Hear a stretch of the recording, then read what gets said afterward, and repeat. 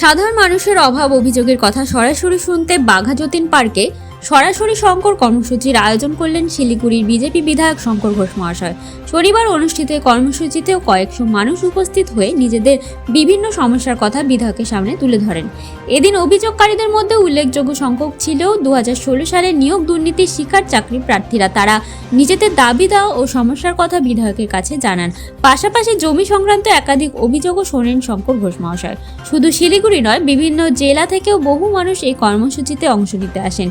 বিধায়ক শঙ্কর ঘোষ জানান, মানুষের কাছ থেকে পাওয়া অভিযোগগুলি সংশ্লিষ্ট দপ্তরের কাছে তুলে ধরা হবে এবং সমস্যা সমাধানের চেষ্টা করা হবে। ভবিষ্যতে সময় ও সুযোগ অনুযায়ী এই ধরনের কর্মসূচি চালিয়ে যাওয়ার কথাও বলেন তিনি। দিদি, আপনার নাম?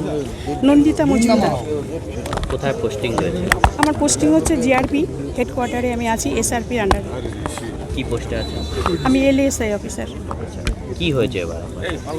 আমি একটা জমি নিয়েছিলাম 29 নম্বর ওয়ার্ডে। সেটা ছিল অজয় দের হচ্ছে ওনার ওয়াইফ হচ্ছে সীমা দে। সেটা হচ্ছে তার যার কাছে যে আমাকে বিক্রি করেছিল সেটা ছিল হচ্ছে তার হচ্ছে ভাগ্নি জামাই বিপ্লব তরফদার। ওর ছোট নাম হচ্ছে শঙ্কু তরফদার। ও আমার 5.5 লাখ টাকা নিয়ে এগ্রিমেন্ট করে। ওর সব কিছু আছে, পেপারস আমার কাছে। ও তারপরে টাকা যখন দিতে চায় না, আমি বহু জোরজবস্তি করেছি ওকে, টাকা দিতে চাচ্ছে না। ও আমাকে 3টে চেক দেয় আমাকে। ও 3টে চেকের মধ্যে 2 করে আর 1.5 দেয়। 3টা চেক দিয়েছে ও। 3টা চেকে আমি ব্যাংকে ফেলেছি, কিন্তু 3টা চেকে আমার বাউন্স হয়ে যায়। আমি যখনই ওর সঙ্গে দেখা হয় আমি বলি আমার টাকাগুলো কবে দেবে। ও টাকাগুলো দেবে না। কিন্তু তার যে হাজব্যান্ড এখানে যে বিজেপি করে, একজন সভানেত্রী আছেন এখানে, মহুয়া তরফদার, তারই হাজব্যান্ড হচ্ছে বিপ্লব তরফদার। কিন্তু আমরা আজকে যেহেতু সরকারে এসছি, তার জন্য আমরা একটা আশা করছি, দাদার কাছে আসছি এবং স্যারের কাছে এটা আমরা চাইবো যে আমার টাকাগুলো যেন উদ্ধার করতে পারি। সে জন্য এর আগে আপনি পুলিশে অভিযোগ করেছিলেন থানায়? পুলিশে অভিযোগ করেছি কিন্তু রিসিভ করেনি। তো আপনি তো নিজেও পুলিশ। নিজে পুলিশ হলে কি হবে? এখানে তখন তৃণমূল শাসক ছিল, যার জন্য হয়তো সেটা হয়। এখন কি মনে করছেন? এখন মনে হচ্ছে এই সরকার আসাতে আমাদেরও মনে হচ্ছে সুবিধা হবে, যার জন্যই আমি এই স্যারের কাছে আসা, শঙ্কর স্যারের কাছে আসা। অভিযোগ কি জানাতে পেরেছেন আপনার বক্তব্য? এখনও বর্তমানে জানাতে পারিনি, তবে আমি নাম আসবে সিরিয়ালি, তবে জানাবো।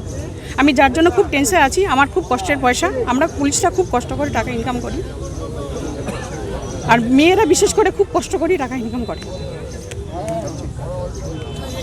নামটা কি? নন্দিতা মজুমদার। যে আমার টাকাগুলোর জন্য উদ্ধার হয়, আমি এর জন্য এনার কাছে আসি। কোথায় পোস্টিং আছে? আমি পোস্টিং ইয়ারবি মোড়ে, জিআরপি এসআরপির আন্ডারে। আপার প্রাইমারির ক্যান্ডিডেট, 10% প্যারা টিচার রিজার্ভেশন কোটায় আমরা আছি। তো আমাদের 15 সালে পরীক্ষা হয়েছিল, মানে 2 বছর হলো 90%-এর ক্লিয়ার হয়ে গেছে, বিগত সরকার করে গেছে। কিন্তু আমাদের বিভিন্ন টালবাহানাতে আমাদের এই মানে বিগত 10 বছর থেকে ঝুলিয়ে রেখেছে।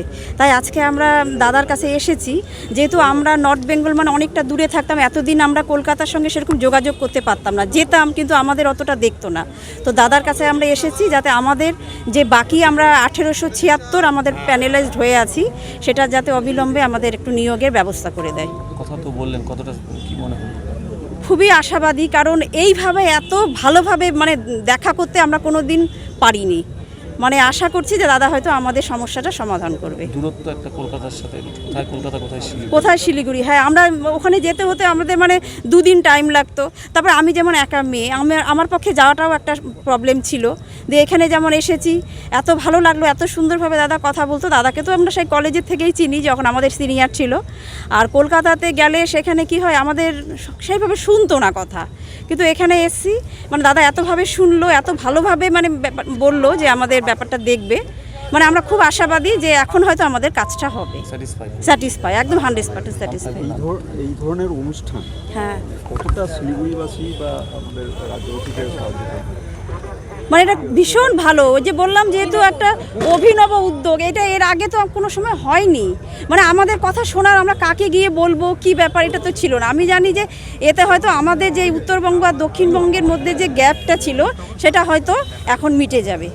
আর আমাদের এখানে আমি দেখলাম সবাই বিভিন্ন রকমের, আমি যেমন একটা এসছি যাতে আমাদের যারা শিক্ষিত মানে বেকার যুবক যুবতী যারা আমরা আছি, মানে আমাদের সমস্যাটা যেমন 10 বছর থেকে আমরা ঝুলে আছি, আমাদেরটা হচ্ছে না, কিছুতেই আমাদের ইন্টারভিউ ডেট দিচ্ছে, হচ্ছে না। তো এটা যেমন বলতে পারো, এখানে দেখলাম বিভিন্ন সমস্যা নিয়ে সবাই এসছে, আর দাদা খুব সুন্দরভাবে সবারটা শুনছে, এটা মানে ভীষণ ভালো লাগলো। ম্যাডাম আপনার নামটা আমার নাম শিবানী সরকার।